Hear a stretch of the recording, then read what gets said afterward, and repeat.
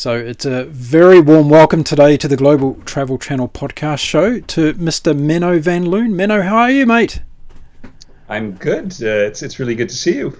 Good to see you after a long time. No, everything fine here. Yeah, it's great. And just for a few people out there who have been following my journey on the podcast show, I actually did put up a photo of your boat about 3 or 4 months ago and told people that you were coming on the show to talk about your great sailing adventure, and then it never happened back then, but we've made it happen now. So it's supposed to be the right time now, I reckon. It's just a matter of better late than never, right? And you can never start whetting the appetite early enough. Yeah, exactly true. Now tell us, everybody wants to know around the world whereabouts you're talking to us from today. I'm actually talking to you from Amsterdam. Oh, beautiful Amsterdam. And no better place in Europe perhaps than in the middle of summer in Amsterdam, yeah? Down there at Haarlem at the beach and everything else. Lots of things to do.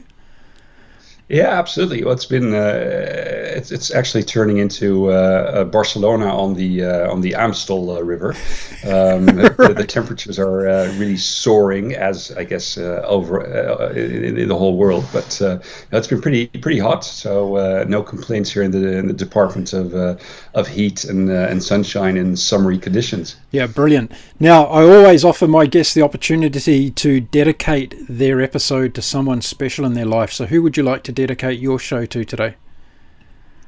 Well, I think I'm going to stick with my original plan, which is to dedicate it to all those people out there who have traveled dreams or adventure dreams that they've been having for a long time, and for whatever reason haven't made those dreams happen yet. I'd say go for it and make it happen. Fantastic. So out there to those people that just need a little bit of a motivation, to get off their backside and to get out there and live the dream.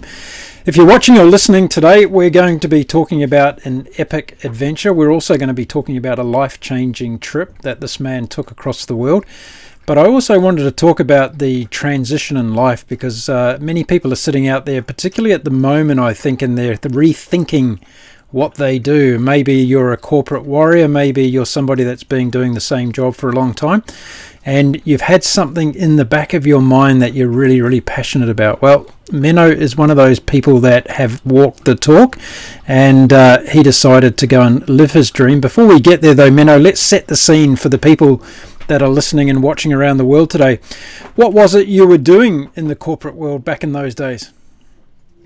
Back in those good old days, well, actually not that good old days, but back in those days, I was actually trained as a lawyer. I started off working as a lawyer in a large law firm. I worked as an investment banker for a while, and just before I actually decided to sort of cut the ropes, I was working as what we here call an interim lawyer. So I was renting myself out as a lawyer to large corporates for M&A projects, which would usually take up like 6 to 9 months of project time. So that was the scene before the big turnaround. So tell us about the day-to-day life as a lawyer. Was it something that started to grind you down a bit over time, or was there always something in the back of your mind thinking, well, this is a good steady job to have, but it's not really my true calling in life? Well, it wasn't a good steady job to have, the interim work, because it was by definition temporary, and you're always full of uncertainty about the next gig. I definitely enjoyed it. It was very challenging. It was hard work, working with really smart people, really having to put your shoulders under it to make things happen. So that I enjoyed very much, but it was also very much very sort of a narrow tunnel that I was running up and down in, with all these people that, as I said, are really dedicated, but seem to be focused on just the life within that very confined world. And I guess eventually that became something which became more and more of a nagging voice in my head. saying there's more out there, and I want to experience it. And if I just continue with the life I have right now, I'm never going to experience it. So something needs to change, and it needs to change big time. So sailing it was, and sailing was the mechanism by which you undertook an epic adventure. But how did you get into the world of sailing? When did that start in your life? It actually started quite early on. When I was a kid, we were living in Singapore, and my parents bought what was then called the windsurfer. Why? Because there was just one. It was the first and only type of windsurfer. So I started off with that, and then was messing around with small sailing boats, lasers, stuff like that. And I always really enjoyed being on the water, playing with the wind, that sort of stuff. And then when I came back to Holland, when I started working here, I actually got a cat, Prindle 19, was sailing that with a couple of friends. I was sailing in the summers with a friend who has a big yacht. So we would go to France and to England. So I've always been on the water, and I've always enjoyed it immensely. And I guess the idea of making a really serious blue water trip was building up slowly but surely in my head. And eventually, after I think my first 12 years or so of work, I decided to take a sabbatical, and I used that to make it Atlantic crossing with somebody else's boat, joining them as crew. Then I went back to working again, but then the seed had been firmly planted that one day I wanted to do this with my own boat and on my own terms. Yeah, fantastic. So let's go back to the East Coast Park in Singapore, where you probably threw the windsurfer into the coast there, where they have beautiful regular trade winds every afternoon. Was there a role model in sailing for you? Was there someone in the family or somebody else that kind of gave you tips and advice? No, not at all. Actually, in my family, other than buying the windsurfer, has nothing at all with sailing. I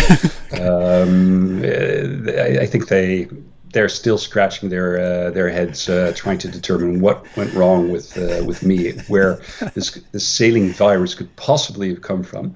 So no, it was something that somehow it popped up in me, and I met people who were into it, and it just always fascinated me. So a really good idea to go and crew on somebody else's boat first, particularly when you do a big ocean passage like that. So for anybody out there listening today or watching the video, and who kind of aspires to do something like that, how does one go about getting themselves on a boat as a crew member to head across one of the big oceans? Well, I think nowadays it's quite easy with all these websites you have, like, I don't know, Find a Crew, stuff like that. But when I did it, it was a matter of just buying myself a ticket to the Canaries, going over to there was one port, one marina where most of the boats that were going on the Atlantic crossing would leave from. And just basically knocking on every door of every boat and asking them if they were looking for crew, because there's almost always boats that like to have an extra hand or two for a crossing. So that might be a really good way to arrange it. That's the way I did it. Is it a risky thing in terms of you end up on a boat with people you don't get along with, or you don't like it? What's kind of, how did you go about sussing out the people, and did you just go with the flow and take whoever came along? Well, that's an interesting question. It's something, looking back on it, I would never repeat what I did then. So I just went in it with this idea. I want to do something completely different from my corporate life. I've always been dreaming about sailing, crossing the ocean. What could possibly be more adventurous than that? So that's the mission, and I have to accomplish it come what may. So I actually ended up on this boat that was built by a Norwegian guy himself. And he'd taken like 10 years to do it. It was a huge boat, like 25 meters. but it was in Wow. no way seaworthy. Right. He'd built it up over many years, but he didn't really have the budget to build a boat like that. So he would get donations from, for example, Volvo ocean race boats, but then he would have this gigantic mast, but he wouldn't have the sails to go with it. So what would he do? He would hoist two sails, one upside down, just to sort of use the area of his mast. So anyway, long story short, I crossed the ocean on this boat, which was by no means seaworthy, with guys that were very relaxed about safety, and everything went well, and it was a fantastic trip, and these guys were really, really cool and fun to be with.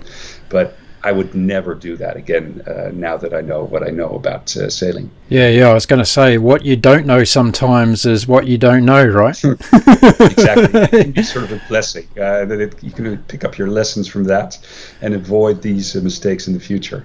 So that was your first big ocean passage as such. How did it live up to expectations? Like, did you have something in mind in terms of what it was probably going to be like? Did it meet that, or was it completely different to what you thought it was going to be like? Yeah, that's interesting. It's hard to recall. I know I'd been dreaming about it for a long time. I guess I imagined that this idea of great adventure, the feeling of having to do it yourself. I mean, there's just the boat and the crew, and that's it. And otherwise, there's nothing. You can't say, we'll just go to the repair shop and get this or that, or I'm not feeling comfortable. I'll just step off and get a nice hotel and drink a beer, and everything will be fine. No, you're stuck in the adventure you created for yourself, and I think that's, to me at least, that's one of the great attractions, and it's always been ever since that trip. And that's definitely something I took away from it. This feeling of being nothing in the vast nature and the extremely powerful, merciless, but also insanely beautiful realm of nature. And yeah, that I had the idea that was what I was going to find, and I certainly did find it. And it's something that once you've kissed it awake, you want more of it and more of it and more of it. So that definitely started then. So interesting what you just said about being stuck in the reality that you created. Do you think a lot of people are stuck in the life that they've created at the moment? Well, it's something I often wonder about. So for me, this feeling of being stuck in that reality was something that was growing on me. It was getting bigger and bigger, and eventually felt like I had to escape. I just couldn't go on being stuck somewhere where I felt I shouldn't be stuck, because there was other stuff that was way more important. But as I said, I wonder if other people have the same feeling, if it's just something that I project on others, because I always feel, and it sounds bad, but I always feel sorry for people who've been doing the same thing for year in, year out, and I would imagine that they would also want to go out there, travel, and experience adventure, experience the extreme beauty of nature, find out that they can do much more than what they've been doing so far, because that's another, for me, one of the big takeaways from sailing, and single-handed sailing, but sailing in general.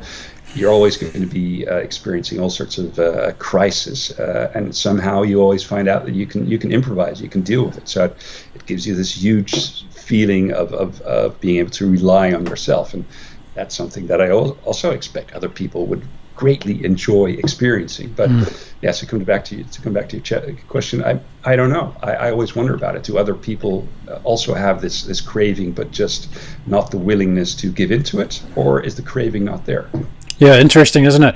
So on that first trip, how long...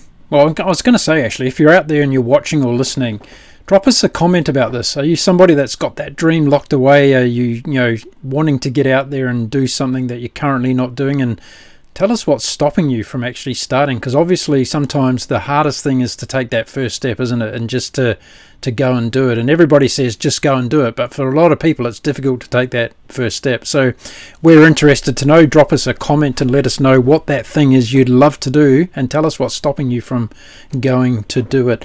So that first trip you did as part of the crew, how long did it take you to get across the Atlantic? I think it took us, I'm not sure, I think it was like 2 weeks or so. So it was a fairly average crossing from Cabo Verde to what was it, to Barbados. Okay.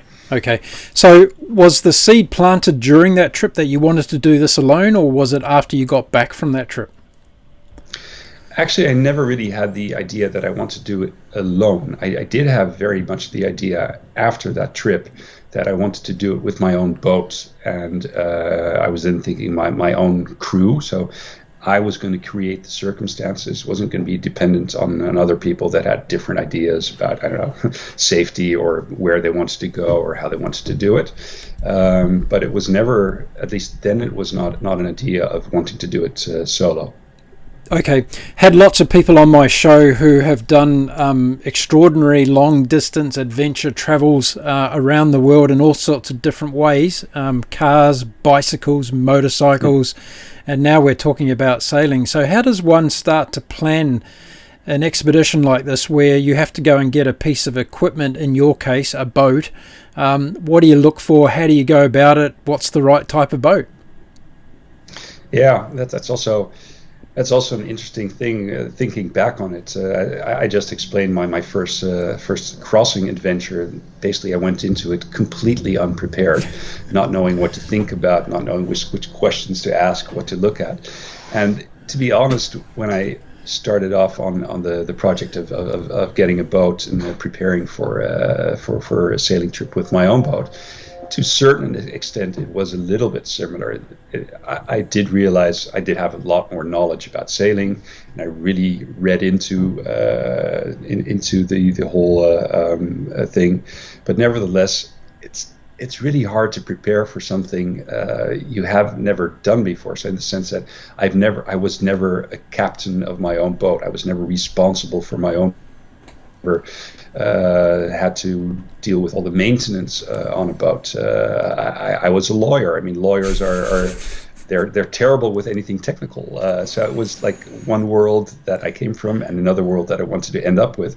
But getting there was just going to take practice. So in the end, I turned out being really lucky with the boat I bought. It was a Sweden yacht, and it's super seaworthy, and it was in good shape. But I think that's more a matter of luck than of brilliant preparation, to be honest. What made you buy the particular boat that you got? What were there some outstanding features about it? Price? What was it? It was a combination of a couple of factors, a couple of items I sort of listed for myself, but most important was the seaworthiness and the name, the reputation of those boats as being extremely sturdy, real Scandinavian quality, relative fast sailors with extreme good seaworthiness and safety characteristics. Okay, cool. Now, you mentioned before that your original idea was to try and get a crew to go with you and you to be the skipper of the boat. How come that didn't work out? You don't have any friends or what? Well, you can tell I'm a bit of a weird guy, right? So no, actually the idea was, I guess the idea that had always been sitting in my mind was that it would be really cool to do this with my girlfriend, to go on a big trip, the two of us, and maybe have friends join now and then on the longer legs of the trip, but essentially to do it with the two of us. The thing was that the girlfriend, she was sort of in and out of the picture, or there wasn't a girlfriend. And as time progressed, I thought, well, I can sit here and wait for this girlfriend to arrive, not on her white horse, but on her white boat. But if she doesn't arrive, then at the end of the story, I might never have done what I wanted to do. So I should just go ahead and push ahead with the adventure. And that's how I ended up doing it single-handed. So the motto of that part of the story was, don't sit around and wait for somebody else to come along and live the dream with you, right? Yeah, I think the motto is, that's sort of the sub-motto, and the main motto is, if you want something, don't find any excuse to put it off, because putting off can mean cancellation. And just by doing stuff, you can you never know who you bump into or what you bump into, but do what you want to do, and the chances of running into people and things that really that appeal to you are much larger, obviously, than when you sit on your couch and think about the stuff you want to do but don't do it. Yeah, exactly. Now let's talk about peer judgment and judgment by others. When you finally started to announce what you were going to do, and you were getting closer to, not only the planning phase but the actual departure stage, what did those in your inner circle and that start to think about and share with you about, this crazy idea of sailing across the world? Well, it varied quite a lot. I think in general, most people thought either vocally or secretly, this poor guy has gone off his rocker, because why would somebody who's never done any serious solo sailing go out and cross the ocean? That is insane to most people. But and then there was a group that I think really thought, wow, he's doing it. He has this dream and he's actually doing it. And this is the group of people that obviously thinks the same way I do. They have a dream, but the difference might be that at least then they didn't do it. Maybe later on they would. And then the larger group, I guess that's a bit of a mystery to me. Do they have the dream, or do they just feel really comfortable living a life that's pretty much the same tomorrow as it was today? But in general, varying reactions. But I think the general idea was it's a pretty wacky idea. Yeah, indeed. Look, I love talking to all my guests on the show about not just the actual journey itself, but all those philosophical things around the journey. I find that quite fascinating, how those things unfold, because it's different for everybody. And I'm sure as you were leading up to departure day, when you finally left to take on the world's oceans, was there a lot of different emotions going on? How were you feeling at the time? It was a feeling of a huge build-up of excitement, and also this. I guess when you're preparing, it's really easy to lose or to put away the feelings, the sort of nagging doubts, the what I just said about all these people around me, basically emitting one signal: you're nuts. This is crazy. You can't do this. It's suicide. And I guess during the preparation, it was easy to set that feeling aside, not to deal with it.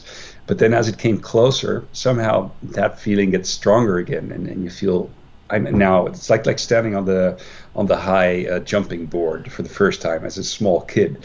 You're standing on the edge and you're looking down and you think, Jesus, this really is high, before you'd be boasting about how you're going to go all the way up and how you're going to dive down. But now you're there, you think, maybe I should actually go back. I had that feeling very strongly, but it also felt really good to then finally just jump off the board and take off. And of course, the jumping off the board then wasn't the real jump, because it was just sailing out from Amsterdam and then in my case crossing over to England, which is already quite exciting. Crossing the Channel is one of the most busy areas in terms of shipping traffic in the world. So it is exciting, and it's scary, and it's dangerous, but it's still something completely different from what for me felt like the giant leap, which was leaving from Las Perlas Islands in Panama and actually setting off on the Trans-Pacific journey, the longest one, which in my case took 34 days.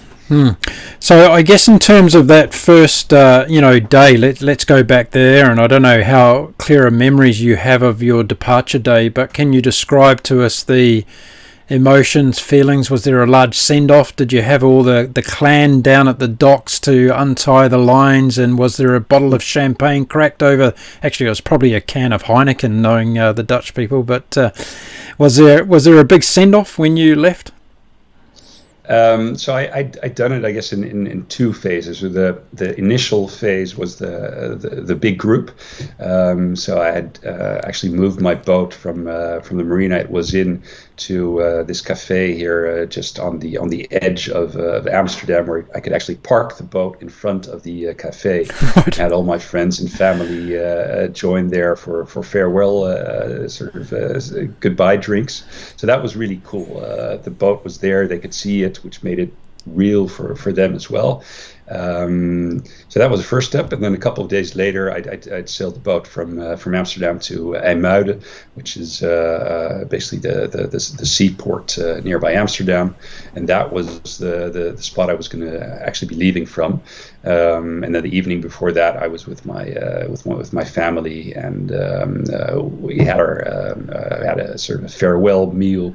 And the next morning, it was actually casting off and sailing off into the great adventure. Wow, it must have been an extraordinary evening the night before, because there must have been a lot of emotions, particularly from your parents, in terms of their boy is taking off to take on the world and all the rest of it.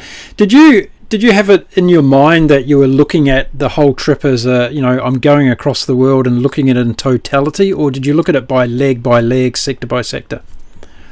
Yeah, it was very much leg by leg, and the whole idea of you mentioned going around the world.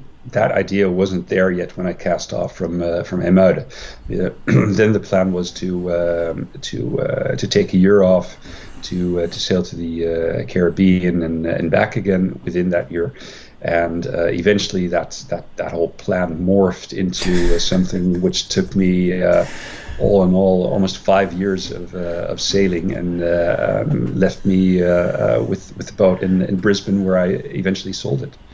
Now that's very unusual process for a lawyer, I would say, in terms of being, one, so spontaneous, and two, changing plans midstream, because I would say that most lawyers got an end game. They know exactly what the outcome's going to be, and they go after it. So was this just part of your newfound nature that you took on this spontaneity, or was it just you wanted to go with the flow no matter what? Well, it might be a bit like the doctor who's an excellent doctor who doesn't treat his own ailments, right? But right. It is interesting. This clear distinction between the way you approach professional life and the way you approach your personal life. I guess it was also part of something in me that felt that I should let go of as many preconceptions as I had.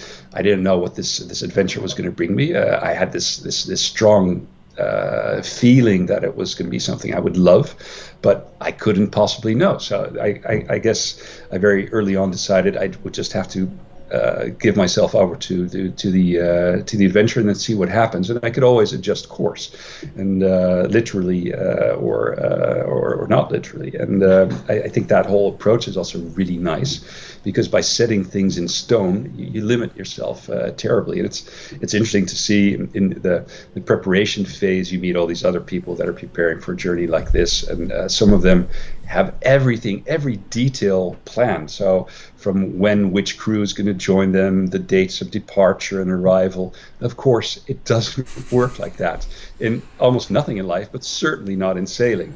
So I think it's really good if you can let it go.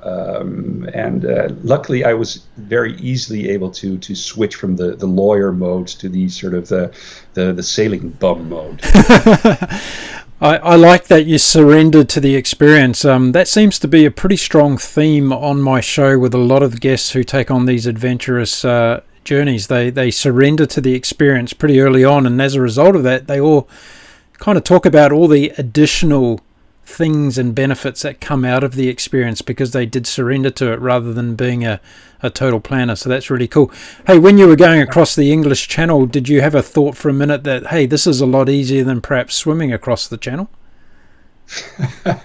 Well, I never had the ambition to swim, but I wasn't thinking about easy, because actually when we were crossing, I was crossing together with a friend, and the weather, as was a general theme in almost all of my sailing, the weather did what it wasn't supposed to do. It was supposed to be an easy ride across.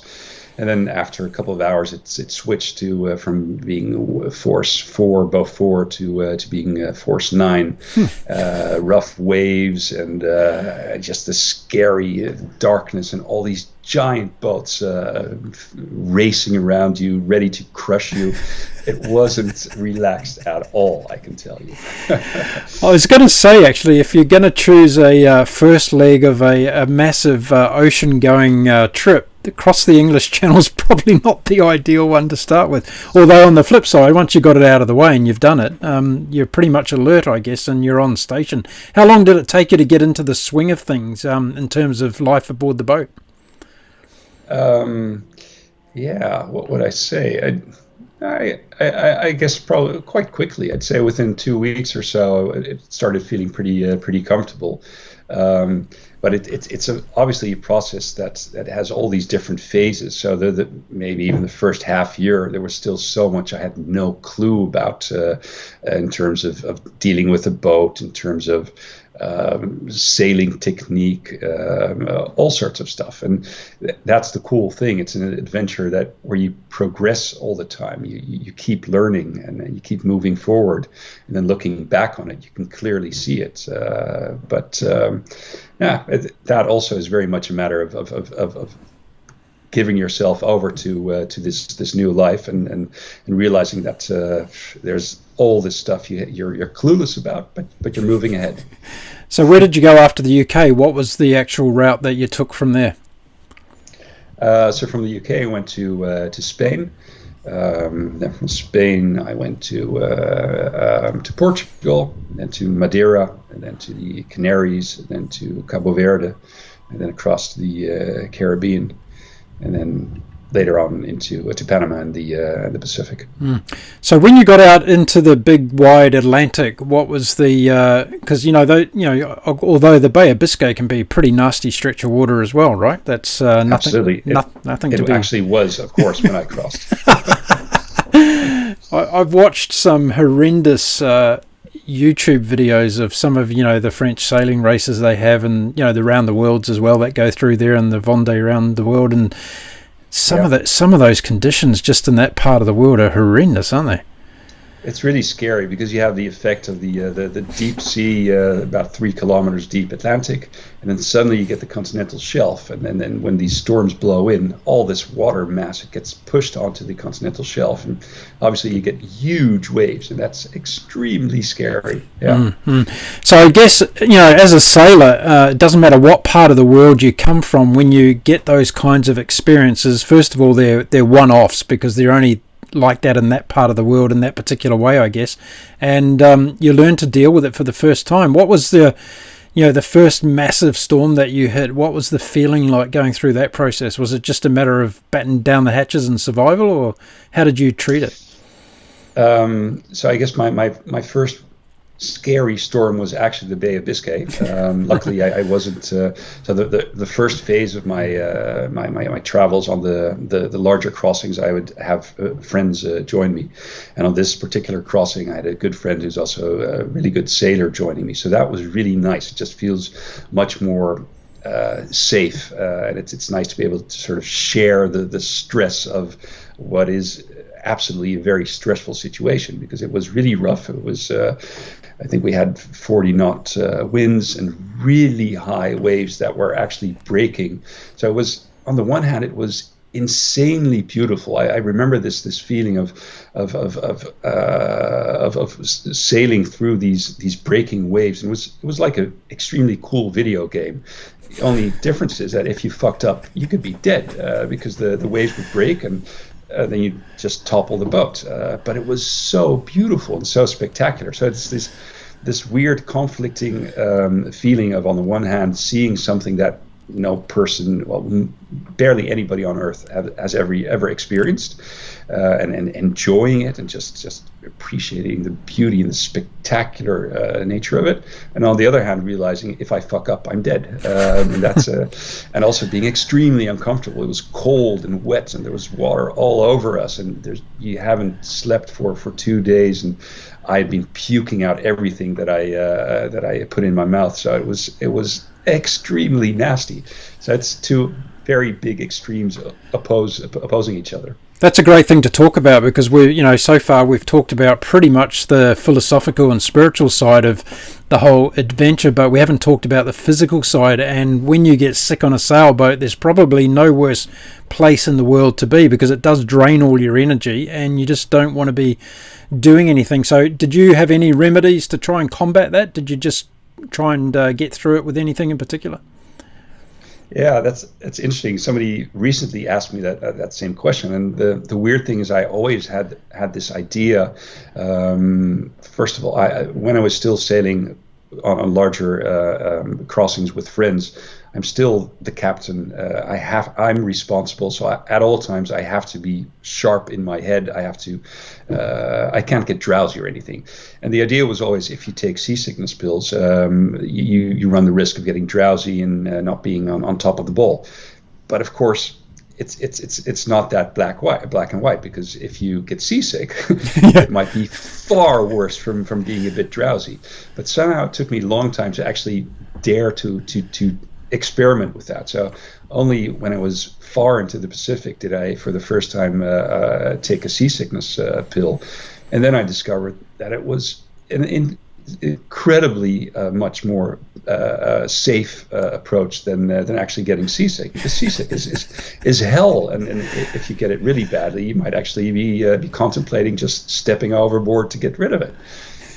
Wow, you waited that long in the journey to actually give it a go. So you didn't want to go back from the beginning and try it again with seasick pills to make it a bit easier? It would have been a huge difference. No, but the difference is phenomenal. So having finally discovered this not too great secret after, I guess in my case, about 3.5 years, it was a great eye-opener. A lot of people watching today have probably been on cruise ships and things in rough weather, but it's very different when you're on a small sailboat in a big sea. And that's for sure. Yeah. So I'm interested to know, after some of those first couple of storms, did the fear factor subside at all, or did you get the same level of heightened feeling every time a bad storm came through?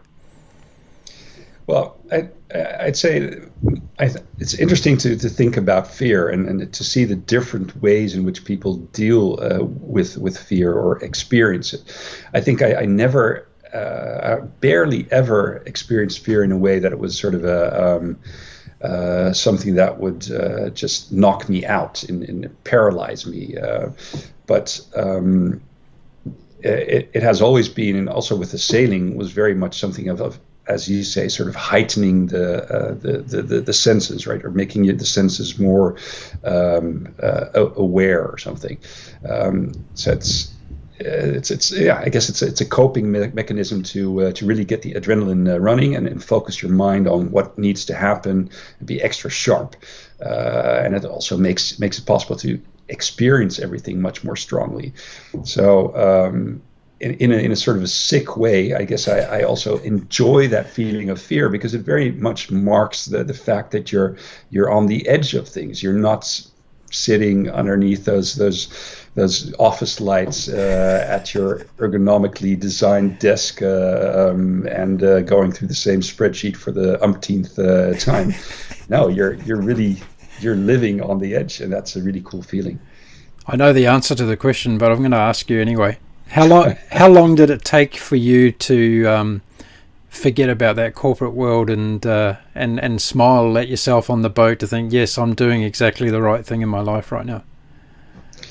Well, the feeling of doing the right thing in my life I had almost immediately, but I never forgot about the corporate world, and I guess it's also in a cool way, because it's so. For example, being there in the Bay of Biscay, sort of slaloming through these killer waves, I can actually remember still thinking, geez, a couple months ago I was sitting there in the office and maybe working until 11 o'clock in the evening, and that was my life. And now it's 11 o'clock in the evening and I'm fighting these waves. Where would I rather be? Well, for comfort, I'd definitely rather be in that office chair.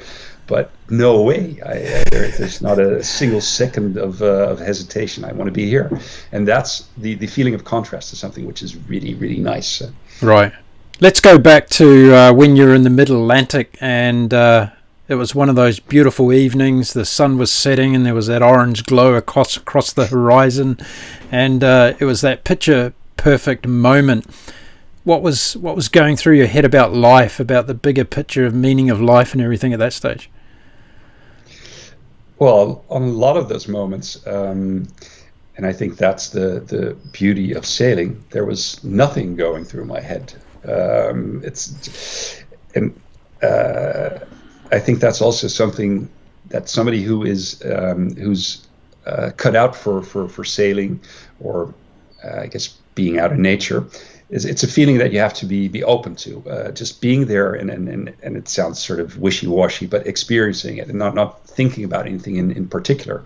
And especially with sailing, you have these long stretches of time that you just, if you're lucky, nothing that much happens. The boat's sailing nicely, it's calm weather, and you have all this time. And some people, they get really bored. And I guess the art of sailing is being able to enjoy those moments without thinking about anything in particular. Sometimes you're thinking about all sorts of stuff, and sometimes you're just, I don't know, sort of in sort of a semi-meditative state. And that would often be the case in circumstances as you described them. Are you somebody who meditates? No, I don't, but I guess, yeah. What's meditating? So, in a certain sense, yes, because I love those moments, and I was they just sort of flash by. Sometimes you can realize a couple of hours have passed on the boat without you realizing it. So I guess that is sort of a form of meditation. But in let's say normal life right now, I don't meditate. Okay. So again, mid-Atlantic, and you're into the swing of things. What did you start learning about yourself as a person? Had you changed much in terms of your outlook on life and the world by that time, by halfway across the Atlantic? Well, I think halfway across the Atlantic, I don't know. It's hard to say when the changes that for certain have taken place in my head did take place, but somewhere along during the course of the whole adventure, things definitely changed. And I think one of the really important things is realizing that there's so much stuff in our normal Western lives, I guess in most lives, that we don't think about. We're just sort of on this course, and we don't think about why we're on this course, and we don't think about, is there an alternative course? Do I actually want to be doing what I'm doing, or should I try something completely different? And what are the things that are important? Is it getting the promotion and maybe being, I mean, it's super corny, getting the bigger house or the bigger car, or is it perhaps just floating around on my tiny boat and catching a tuna now and then, and sitting here staring at this insanely beautiful sunset for the 20,000th time and still enjoying it massively, and so much more than getting the pay rise. I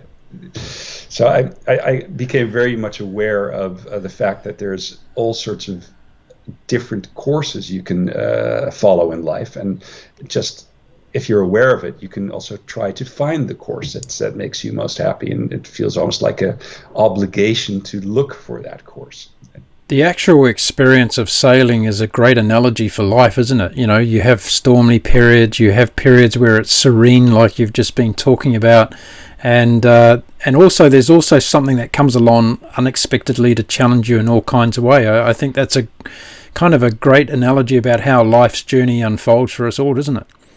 I agree. I think, well, sailing is a metaphor for life in many, many ways, and it's just so much more heightened version. It accentuates that is what life can offer you, and it also makes you aware of the life that we lead under normal circumstances. It can be very much sort of subdued, almost like you're taking tranquilizers to avoid those extremes, and in sailing, there's no way you can avoid the storm if you're on a long crossing. That's just the way things work. You have to accept it. But even though in the midst of the storm you may be thinking, Jesus, I really wish I'd never done this, and I'd give anything to leave this boat. After the storm, you'll be on this insane high, and I think that feeling of going through the deep valleys and climbing the high peaks is really what makes life, sailing, but also life, worthwhile. So it's nice to avoid the sort of the tranquilized feeling. Reminds me of what my grandfather used to say to me when I was a little boy. He used to say the sun always comes up after the darkest part of the night, and I always remember that, because it's so true. You know, you can be having the blackout situation, and all of a sudden life is in front of you and the sun comes out. So I know that there's no such thing as a standard day on a sailboat crossing, but what did a typical day kind of consist of? What time did you, well, first of all, how many hours sleep did you get around the clock? Well, yeah, as you said, there's no typical day, but I'd say if things were going well, if it was a calm weather, but sailing nicely, I could actually, provided that I'd be far out at sea and there wouldn't be a real risk of bumping into other boats, I could sleep for long stretches. I think I would now and then sleep for like 4 or 5 hours in a row, and then wake up, do a quick check, go back to sleep. And some of those nights I would actually sleep like 9 or maybe even 10 hours, because it always felt like if things are going nicely and smoothly, sleeping is like free traveling. Right. You go to sleep and you wake up and you're like, I don't know, maybe you're 20 or 30 miles further and you didn't have to do anything for it. So if you're lucky, you sleep well. Then you wake up and there's the ritual of, for me, it would be preparing breakfast, and then at a fixed time, I'd always note my position, the weather, sort of do my logbook work, check all sorts of stuff on the boat, to sort of around checking basic stuff. And it's just amazing how a day flies by without really doing anything in particular. Just feeding yourself, dealing with small things on the boat, adjusting the sails. Before you know it, it's 6 o'clock in the evening, and that's dinner time. And then after that, very soon you go back to bed again. So in terms of provisioning for such a trip, what was the kind of food that you had on board? What were your preferences to take on a trip like that? Food is a very, very painful subject I think probably for most single-handed sailors, but for me certainly. It was really hard to prepare food that I actually enjoyed eating, because for a long trip you need food that'll be that doesn't deteriorate. So you're basically stuck with canned food, and then it takes a bit of inventiveness to turn that into something slightly appetizing. So yeah, I had a lot of canned food, but I usually failed miserably at turning it into something appetizing. So eating was not one of my favorite activities. Did you have a go-to signature dish that you created? Let me think. What was my go-to signature dish? Yeah, there was all sorts of variations with canned tuna and pasta, I'd say. Sounds like a stock standard meal for a bachelor, yeah? Exactly. Tuna and canned tuna and pasta. Okay. As you were into the trip, and again, I don't want to put a specific location on where you are, but what were some of the most important things that you found were useful on the boat in terms of equipment and just things that you might have taken along, whether they be personal belongings or whatever? Well, I'd say for me, absolutely the number one most important thing on board was my iPad, because I used it a lot for navigation. It's really easy. You can just have it in your hand, put it behind the wheel with a waterproof casing, super flexible. It was also really easy for keeping like your logbook, for entertainment, for anything. So it's like, it was my number one favorite tool. But yeah, you're probably thinking about like AIS equipment or that sort of stuff. Anything particular you're thinking of? Yeah, I guess in terms of there's probably a lot of people watching and listening today who are not familiar with boat technology per se. And when you were talking about crossing busy shipping channels and things like that, there is technology available to warn you of such things. So if you want to talk about that for a second in terms of what that technology is called and how it actually works. Yeah.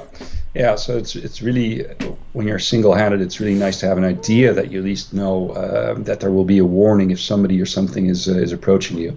You have this one thing called AIS, which works based on each ship sending out a signal, and then me as a receiver being able to receive that signal and getting information on their speed and course, etc.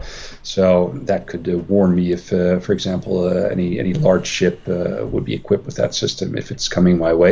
The only caveat there is that fishing boats, they don't use it because they don't want the competition to know where they are. And fishing boats are the most erratic and scary boats to encounter when you're at sea, because they zigzag all over the place.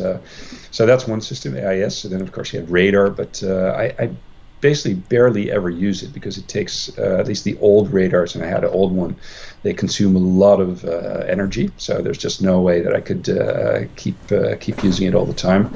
So it would just be if it would be really misty, or it can also be handy if there's lots of squalls.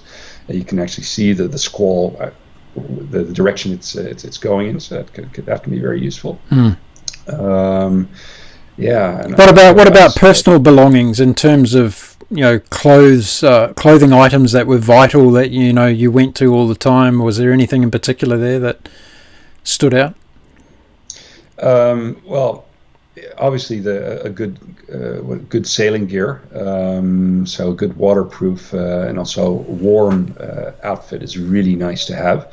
But that's actually something I was quite disappointed in. I bought a really expensive set when I left Holland, and it worked quite well for about a year or so, and then it started not really being waterproof anymore. So I think that's a tricky one, but definitely, of course, having the ability to stay warm and dry is incredibly valuable when you're on a boat and in rough weather. And otherwise, in the tropics, it's the great thing is you barely need clothes. You have this one ragged short and a t-shirt, and that's probably what you'll be wearing every day. So no major stress when you open up your walk-in closet on board thinking about which suit to wear. Walk-in closet, you're talking about a little locker underneath the bed, are you? You weren't on a super yacht, were you? You were on a cruising boat. Far from it. Yeah. No, I was on a small boat. It was just over 10 meters length. Yeah, so we haven't talked about that yet. So for people listening, they'd be interested to know what kind of boat was it? How big was it? What did it have on board in terms of, was there 5 bathrooms and 3 bedrooms and a jacuzzi up the front? Or what were some of the basic elements of your vessel? So it was a small boat. It's 10.2 meters. I would usually be about the smallest boat sailing around. So most boats that go for the blue water sailing, I'd say on average, the average boat would be like 12 meters long. But as I said, my boat was extremely seaworthy, so that wasn't an issue at all. And also single-handing, you really don't need a whole lot of space. So I had more than enough space for supplies, for my walk-in closet, for everything. Yeah, so a seaworthy small boat, easy to handle by myself. Also in terms of finance, much cheaper than a big one in terms of maintenance, in terms of equipment, replacing equipment. So that was also for me a reason to not go for too big a boat, and that worked out really well. Did you get to a stage where you wished you'd had someone with you, or were you happy to be alone? Well, most of the journey I was happy to be alone, but actually it was an interesting process. When I left, it was very much the idea. Well, I'm going to be doing this alone, and that's also part of the appeal. It's extra adventure, going for this adventure, knowing that I have to deal with everything by myself. It's an extra challenge, and that was really exciting. Just the idea when I set off of I just being able to tack by yourself, all these maneuvers that I previously thought of as being impossible doing by yourself, I would have to deal with it by myself. And very quickly, obviously, you learn to deal with stuff like that by yourself.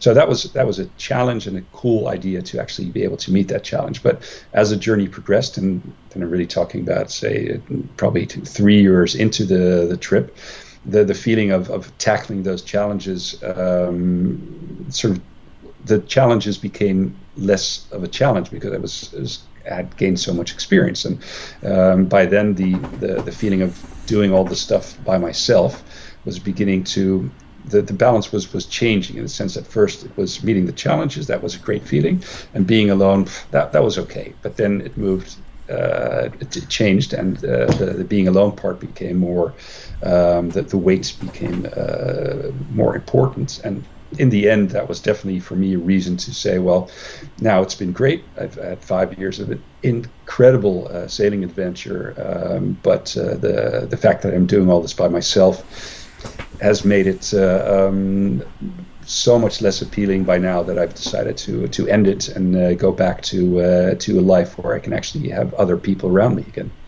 Interesting. So you got to the end of the journey that way. The Panama Canal, it's an amazing structure, and many people have watched it as far as documentaries on television and on videos about huge ships going through the canal. But what's it like to go through the Panama Canal in a sailing vessel? Yeah, it's really fun. It's also, it feels completely weird to be this tiny little speck amongst these giants going through there. Just the feeling of going into the lock. Most sailboats go with a group of 3 other boats or so. So you'd be rafted up together. And then usually you're quite close to the back end of of a big boat in front of you, and in our case that was the same thing. And the boat was it was a cargo boat that wasn't loaded yet, so it was really high. So you saw the giant propeller sticking halfway out of the water, and then actually sort of this meat grinder, just you could almost touch it, and that's a very, very disconcerting feeling, I can tell you. But it's also fantastic. So you go through all these locks, and you look down on the sea when you go through the first set of locks. It's like going up a staircase with your boat, and just knowing all this history of the Panama Canal and the insane amount of lives lost in making it, and all the dramas of everything collapsing again. And yeah, it's just it's a fascinating story, and it's fascinating to actually move through it in your own boat, really feeling like you're sailing through history. Yeah, amazing part of the world. And you come out into a lake before you hit the Pacific Ocean. So what's it like in terms of the Pacific versus the Atlantic? Is there a change in sailing technique because of the different conditions? What was the first impact when you got into the Pacific Ocean? Yeah, I was really curious about that. I'd always heard all these stories about, I know, the waves being different, or all sorts of stuff. But to be quite honest, I didn't really see a big difference.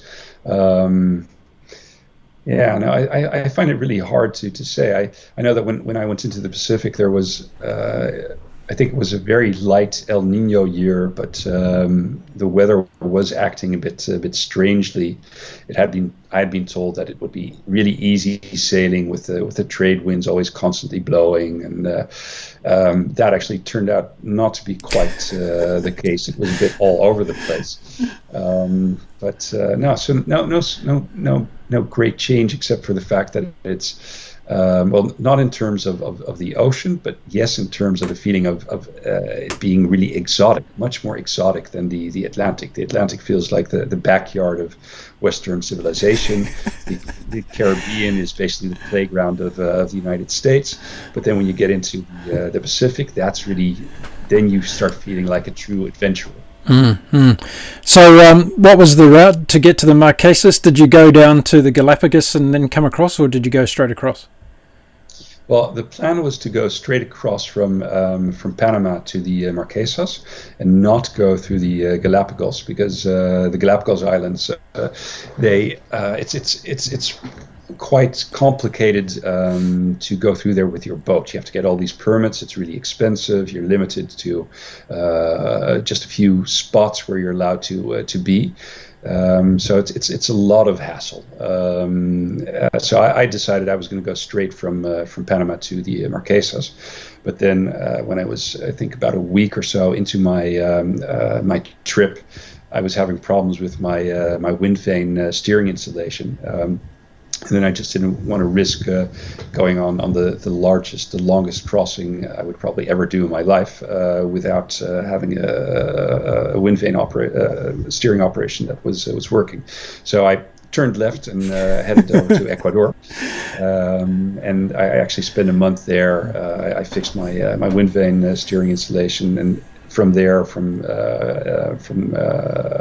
Bahia de Caracas, which was where I was anchored, I actually traveled by land to Guayaquil, and I took a plane to the Galapagos. So I did eventually get to see the Galapagos, which I'm really happy I did, but not on my own boat. And then later on, I left from Ecuador for the big leg to the Marquesas.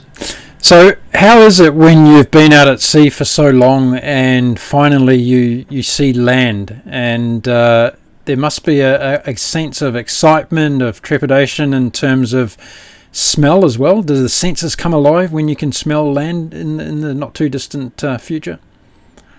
Yeah, no, it's interesting. I remember the first crossing the Atlantic. So being at sea, there is no smell basically, and you don't realize it because it's just gone, and what's not there you don't miss. At least for smell, it works that way. But then as we approached, in our case, Dominica, I remember still being like, I think probably was like a day and a half out at sea before we were going to make landfall. You start smelling stuff again, and it's a really interesting sensation, because then you're super aware of all these different components of smell. So it was a combination of smelling stuff, and we have these birds of paradise. I was going to say the birds. Yeah, they're fantastic with these really long white tails flying out far to sea. So the combination of this magical bird and smelling all sorts of exotic stuff is great. Yeah, fantastic stuff. So when you got into the Pacific Islands, and this is really a paradise on earth, some of these places that you would have gone to as you hip-hopped across the Pacific Islands, any favourable spots there that you can remember that really shone out, that are perhaps off the main tourist tracks that a lot of people don't know about? Well, in terms of spots that made a huge impression on me, without a doubt, the biggest impression was made by my landfall on Fatuhiva, which is in the Marquesas. So just imagine having been at sea for 34 days without having seen any land. I think I saw one container ship, and I saw one sailing boat, and that was it. So it's complete isolation, and then suddenly seeing land again, and this is really remote territory. There's no flights to Fatuhiva. You can get there. You can fly to the main island of Hivaoa and then take a boat, but it's extremely complicated to get there. So there's basically barely any tourism. So you really feel like you're a discoverer who's sailing into this exotic world. And then the last 24 hours at sea have been pretty rough in terms of lots of squalls. And I remember the morning, it was still quite cloudy, but sunlight was breaking through the clouds here and there. And then suddenly I saw this massive rock formation jumping out of the clouds ahead of me, and that was Fatuhiva. And then you sail around the southern corner of it, and then you see all these. It's an insanely spectacular island with rocks coming out of the deep ocean, and then this super lush vegetation and high mountains and everything. And then you turn around the corner and you sail into what's called the Baie des Vierges, the Bay of the Virgins, which is this spectacular bay surrounded by high rock pillars, and it actually was called it was called something else before it was called the Bay of Virgins, but the Catholic priests renamed it because first it was named after the giant phalluses, but they didn't think that was a very appropriate name. Right. But anyway, so you sail in there, and it's just like it's unreal. It's spectacular beauty, and you have this feeling of I actually did it. I crossed this gigantic stretch of blue all by myself. It seems unreal. It was spectacular. Was there any emotional moments attached to that? Did you have a tear in the eye? Was there a kind of a sense of such proudness and pride that you'd done that? There wasn't a tear in the eye, but it was very much a feeling of it's amazing that I actually did this. It felt unreal, but knowing that it was real gives you this real sense of incredible power. It's a fantastic feeling.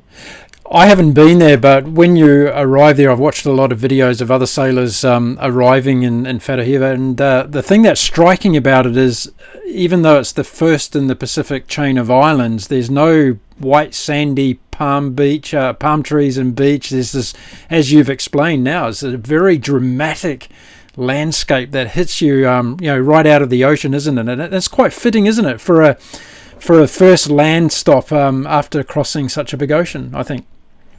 Yeah, I agree. It's very fitting. It would be really disappointing if you have this soft, easy, comfortable beach with masses of tourists flying there, sipping their specially prepared cocktails with the little parasols in them. No, this is pure rugged nature, and that's what makes it so extremely spectacular and beautiful. So by the time you get to there and you've crossed both the Atlantic and now the Pacific, what's the relationship like with the boat? Are you kind of in tune with each other? Do you understand each other? Is there a relationship that goes that deep with your boat? Yeah, absolutely. No, it's interesting to realize how you really get tuned into not to each other. I get tuned into the boat. So like the example of sleeping, and I just told you that if I was lucky, I'd sleep for hours in one stretch. But the interesting thing is if there would be just one little sound that was off, somehow you're so tuned into all the different sounds and movements of the boat that you feel that, and it wakes you up, and it's like an early warning system, and immediately you start looking around what's going on, and you can correct the problem if it is a problem. So yes, you're very much in sync with everything that's going on the boat. You talked about the wind vane breaking down. Did you have any other equipment failures from the Atlantic and the Pacific crossings? So I would have problems with my electronic autopilots from time to time, but that was mainly a matter of understanding how it works. In the beginning, I didn't realize that you have this driver belt which you need to replace quite often, and if you use it on long stretches, it'll wear down quite quickly. So that's another reason why for me the wind vane pilot was so crucial, because it's a brilliant piece of engineering that just goes on and on and on and on for thousands of miles, normally without any big problems. Whereas the electronic version, that's a different story. You can use it for short stretches, but that's it. So yeah. So the electronic autopilot would be something that I would have problems with now and then. Let's see what else. Well, I once had another issue with my wind vane, which was interesting. One morning I woke up, I did the regular round of checking everything, and then noticed my wind vane was like sort of twitching. So I looked at the tiny rudder which it's equipped with, and I saw that there was something missing. So I pull up the rudder, and there was this giant bite taking out. It was a shark had bitten off like half of the rudder, probably because of the movement, which resembles a fish twitching or something. Yeah, right. Wow, incredible. So did you feel that at the time when it happened? No, No. no idea. So my story of just now being perfectly in tune with every movement and sound on the boat, I've just it's just torpedoed that story. What I about slept straight through it. what about health and injuries? Did you have any health other than seasickness? Was there anything else going on with the health during the trip? No, I think most sailors can tell you that they've probably never been as healthy as they were during their sailing trip. The only thing for me was that I mentioned food is for me was a difficult thing. I really had to force myself to keep eating enough because I didn't like the food that I was preparing for myself. It was hard to prepare something that was actually appetizing. And I guess in terms of your body movement, my legs, I found after a long time at sea were getting weaker and weaker because you do get a lot of movement, but it's more your upper body. So when I started walking again after having sailed for long stretches, I really felt I needed to start working on the legs. But now in general, you're super healthy. There's nothing out there, no viruses. You move a lot. You're mentally in a good place. So it can barely be better than it is when you're at sea. Yeah. So the corporate office didn't come to mind too often? Yes, it came to mind often as a contrast. So you island hopped across the Pacific, a beautiful part of the world with so many amazing places, destinations that a lot of people get there by flying. You got there by sailboat. Any of the other couple of standout places across the Pacific Islands that you can mention today? Yeah, well, basically, I was stunned at the beauty of the Pacific and all the islands and the friendliness of the people. But for example, French Polynesia is also stunningly beautiful. The spectacular sight of all these islands rising out of the sea in dramatic ways, high hills, mountains, this extreme lush vegetation, all these fruits just dropping off the trees, the crystal clear water, the spectacular coral, the sea life. Now it's completely unreal. It really is the feeling of paradise lost. It's out there, but also the beauty of it is that most of it is quite remote. So you don't have this feeling of the tsunami of tourism washing over it and just washing away many of the elements that make a place special and worthwhile, which is, of course, the big problem of tourism nowadays. And that's the beauty of sailing. You can get to the places where, thank God for now, massive tourism hasn't been able to do its destructive thing yet. So how did it kind of impact your view of the planet Earth after you'd probably spent a lot of part of your life traveling to a lot of the regular tourist destinations for holidays and for business and that kind of thing, and now here you were seeing the world through completely different eyes by a different means of transportation?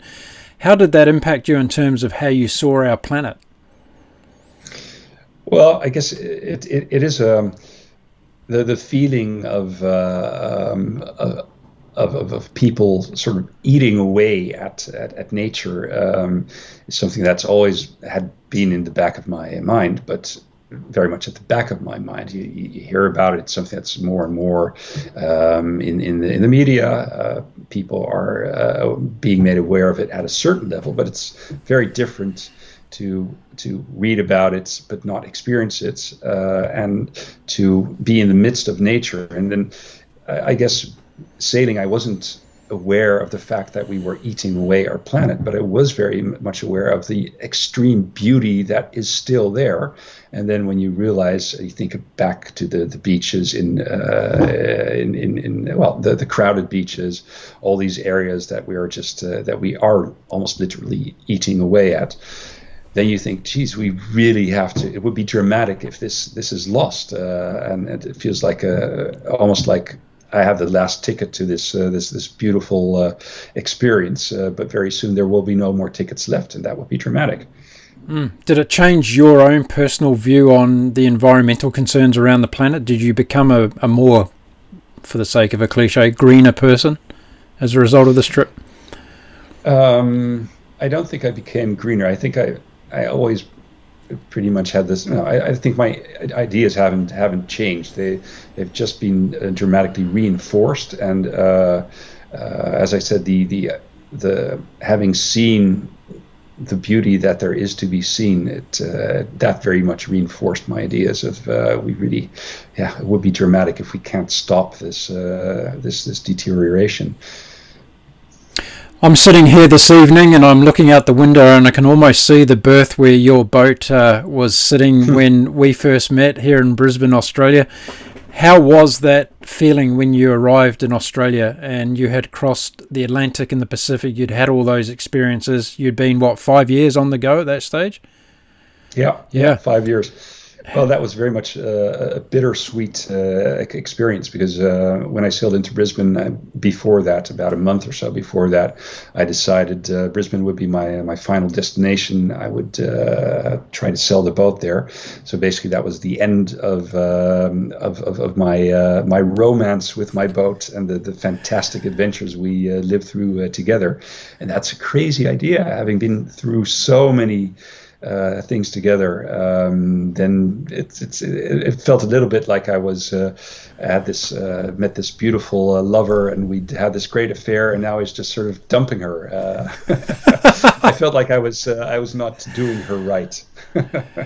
Yeah, I remember that the first day we met, and you were in the process of getting the boat ready, and in terms of saying that farewell, and there was a sense of sadness that I could feel in a way, although you weren't probably letting it on too much to me, but I could tell that there was a sense of loss that was kind of impending with what was going to happen in your life. We had some very interesting conversations during those days before you headed off back to what we classified as the real world, and I was always very fascinated to find out what would happen when you returned to reality after this epic adventure. And I said to you at the time, one day we're going to have a conversation about how that unfolds when you go back to Amsterdam and to a new life. And that day has now arrived. So I want to have a chat about how things unfolded when you got back, and how was it adjusting after such an amazing journey for so long back into the real world? Well, the interesting thing is that so when I sailed into Brisbane, I had this bittersweet feeling. So on the one hand, the sadness of leaving the whole adventure. On the other hand, this sort of elated feeling of going back again into, for me, the most important aspect was a social life, a rich social life again, because I'd really started to miss that. So I was really looking forward to going back to Amsterdam, where I have my house, where I have my friends, my family. So that was all really nice to get back to. And I'm really happy to be in the midst of this social wealth here. And then that was the social chapter. Then we have the work chapter. I quite quickly started. I picked up my working as an interim lawyer again, and that is something.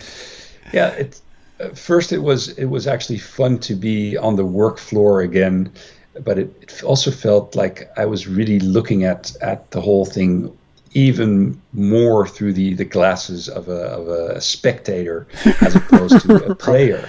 It just seemed so unreal. It seemed so weird that people could go for that life with such abandon without apparently realizing that it was. At least to me, it's like a crazy play. The things people get stressed about. It's also extremely irrelevant and relative to other things. So I guess that started building up, and so I had 2 assignments. In my last assignment, it was in a very dynamic atmosphere, startup and a crazy chaos, and eventually I quit there because I couldn't relate to it anymore. It was too irrelevant for me. The question is, have I now for always been so seriously damaged by my experience that I could never go back to the madness of the corporate rat race? We will find out. So has there been things that you've taken away from the experience in terms of, one of the things that I was interested to ask you today was you had a lot of time in isolation on the boat, which was in a beautiful surrounding environment. Now you've experienced isolation because of a virus, a global pandemic that's going around the world. Yep. How's that been different to deal with? Yeah, it's been extremely different. It's been funny that a lot of friends would say to me, "Well, you're probably the guy that's best suited in Amsterdam to deal with this Corona stuff because you're an expert at being by yourself. So it should be a walk in the park for you." But the thing is that what they forget, because it didn't feel like that to me at all, and I think the essential difference is that I can be really good at being by myself on a sailing boat in the midst of nothingness, in the midst of nature, where there is not a single soul around. And then it's a trade-off. I trade in social life for the extreme beauty and adventure of nature, and there just isn't the option of deciding, well, after a nice day on the boat, I'm now going to call this and that friend, and we'll have a beer. It's not there, not for thousands of miles. But on the other hand, sitting in Amsterdam in the midst of Corona, there's friends all over the place. There are actually neighbors there. There are neighbors there, but I can't reach them because we're not supposed to. And that has this really crazy effect. It's like the story about Tantalus, the mythological figure who had all these fruits hanging just above his head, and he was dying of hunger and thirst, but he just couldn't reach them. That's what it felt like. Yeah. So it was very, very frustrating. So is it a case of one of those things you were in control of in terms of the isolation on the sailboat, and the other one's not in your control because you're being told by others in terms of these are the lockdown conditions, these are the restrictions that we're currently going through? Was it as simple as that? No, I don't think it's a control thing. Maybe it is. Maybe so. I'd say it's a matter of choice. When you choose for a certain trade-off, and you accept that trade-off, and you can the fruits that one side of the story gives you make it possible to deal with the negatives, and the other is just it's forced on you, it's all around you, but you can't touch it, and that's, I think, the effect of it being around you but not being able to enjoy it makes it extra tough. Yeah. And on a boat, it's not around you, so it's also something you don't think about that often. Understandable. It's not in your face. Yeah, understandable. Just a few things before we finish up today. The first one was I wanted to ask you how the whole adventure, the 5 years of traveling across the world in a sailboat by yourself, how did that change you as a human being? Or did it change you as a human being? I'm pretty sure it did. I think it would be unimaginable that an experience like that would not change a person. But I think for me, it's reinforced my sense that most of the circumstances I can put myself in, I should be able to deal with. We're talking about all these, starting off on the sailing trip and then not feeling comfortable about all the stuff I would have to deal with, but learning to get comfortable with it, and learning that stuff that you've never done before you can handle. And I think that's a fantastic takeaway.